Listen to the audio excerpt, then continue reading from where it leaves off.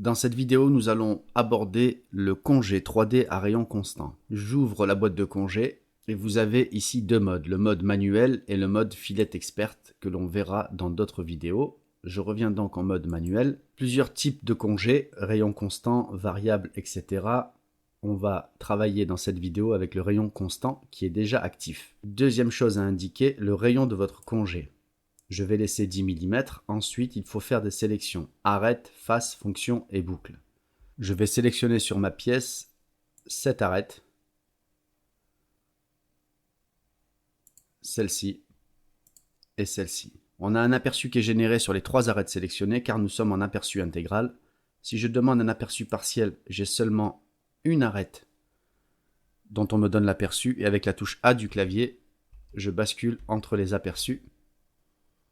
Aucun aperçu, bien entendu, rien n'est généré, mais c'est déconseillé de demander aucun aperçu. Je vous expliquerai par la suite pourquoi. Je reviens donc en aperçu intégral et je valide ce premier congé. Je réédite le congé par clic gauche dans l'arbre. Congé 1, constatez qu'il n'y a pas de plus devant car c'est une fonction qui s'applique directement, contrairement aux bossages qui sont des fonctions qui s'appliquent à partir d'une esquisse que l'on peut faire apparaître en cliquant sur le plus. Je clique donc sur congé, éditer la fonction. En rééditant un congé dans votre arbre ici, vous n'avez plus les mêmes paramètres. Je voulais vous montrer une option. Ici, le congé a plusieurs rayons. Vous avez dans vos autres graphiques ici un petit drapeau rayon 10 qui m'indique bien que les trois congés créés font 10 mm. Si je veux changer le rayon pour un des congés, je dois cocher cette option congé à plusieurs rayons pour voir apparaître les trois drapeaux pour chaque arête et je peux en cliquant dans la valeur ici changer la valeur de chaque congé séparément. Je clique dans le vide pour actualiser. Je vais mettre 8 pour ce congé-là. Clique dans le vide pour mettre à jour l'aperçu et je revalide une nouvelle fois mon congé. Je réédite le congé une nouvelle fois, éditer la fonction. Je vais cliquer droit dans les sélections pour toutes les supprimer. Je vais laisser congé à plusieurs rayons et je vais sélectionner cette fois-ci ces trois arêtes. Je peux donc changer la valeur d'un congé séparément, 5 mm, et je valide une nouvelle fois ce congé. Je vais créer un nouveau congé, donc je clique sur la fonction congé. Le rayon de 10 mm, je vais cette fois vous montrer cette option propagation tangente qui est cochée. Je la laisse cocher, je viens sélectionner cette arête. Regardez comme le congé est propagé sur toutes les arêtes qui forment une chaîne. Si je décoche propagation tangente, le congé est limité à l'arête sélectionnée. Je réactive cette option et je valide ce congé. A l'aide de la touche CTRL du clavier enfoncé, je sélectionne le congé 1 et le congé 2 et je fais clic droit, effacer, supprimer et je dis oui à tous. Je réactive la fonction congé et je vous montre maintenant qu'on peut sélectionner également des surfaces. Je prends cette surface plane. Alors regardez, j'ai bien un rayon de 10 mm, je suis en aperçu intégral mais je ne vois rien. Ce qui est intéressant avec les aperçus, c'est que lorsque ceux-ci ne sont pas générés alors qu'ils sont demandés, cela veut dire qu'ils ne vont pas être créés pour des raisons de réglage. En effet, je pense ici que les 10 mm doivent lui poser problème quelque part.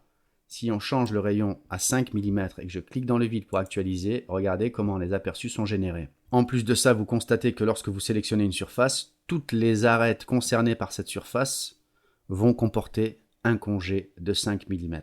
Je vais sélectionner une autre surface, celle-ci, et là je coche congé à plusieurs rayons pour pouvoir spécifier un rayon de congé différent au niveau de cette arête. Je vais mettre 10 mm. Je clique dans le vide, regardez, les aperçus ont disparu. Encore une fois, la valeur de 10 mm ici lui pose problème. Donc il faut vraiment mettre une valeur qui ne gêne pas la création du congé. Je clique dans le vide pour actualiser mon aperçu.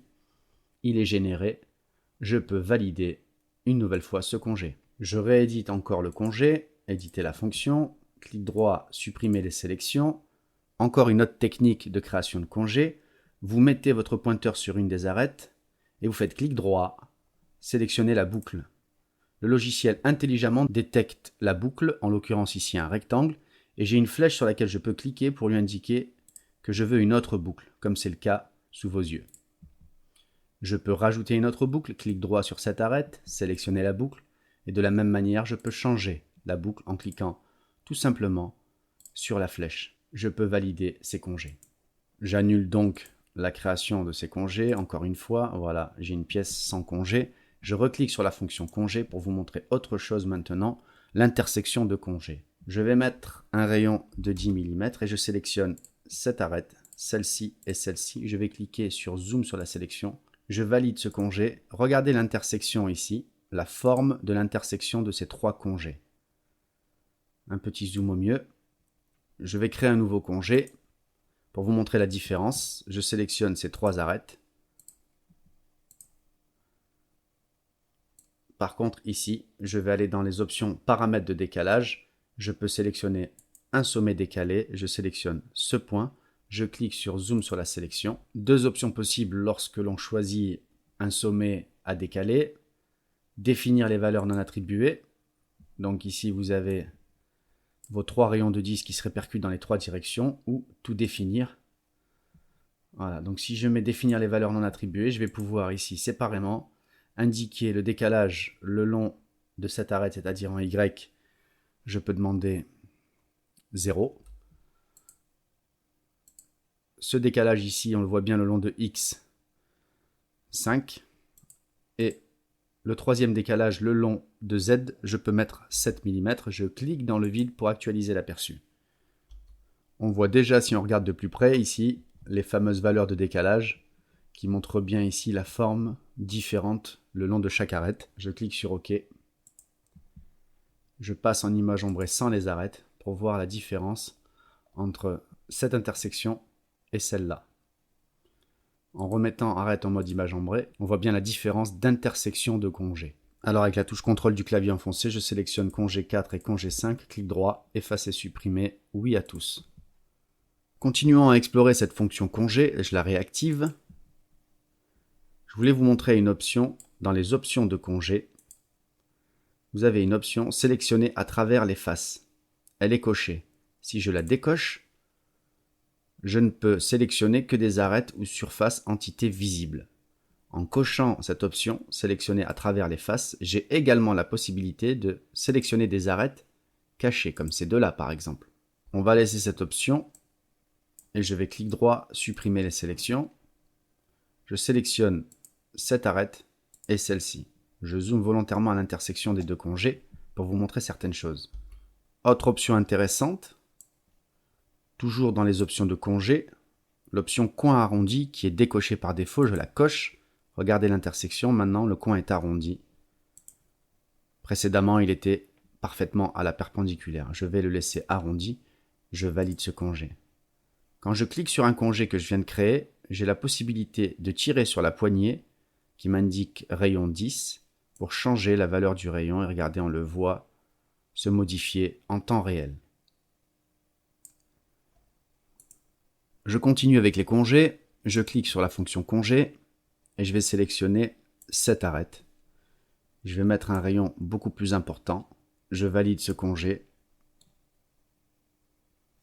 Ce qui est intéressant ici, c'est quand le congé a un rayon qui est très élevé et qu'on a une intersection avec d'autres surfaces, d'autres arêtes. Le comportement du congé peut changer en fonction des options que vous allez choisir. J'annule ce congé. Je vais cliquer sur la pièce pour éditer l'esquisse. Volontairement, je vais rapprocher ce cercle de cette arête pour vous montrer les réglages que l'on peut faire justement. Je valide mon esquisse, je reclique sur congé et je sélectionne une nouvelle fois cette arête pour vous montrer ici dans la boîte de dialogue, option de congé, type de débordement. Là, on est dans un cas de débordement justement.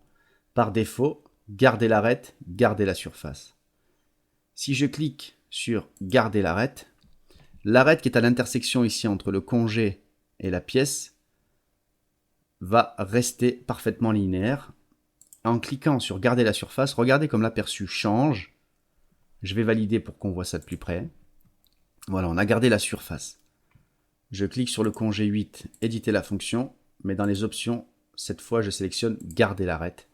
Je valide à nouveau mon congé, regardez l'intersection est complètement différente. Donc à vous de choisir les réglages qui vous conviennent. Encore une chose à voir concernant les congés.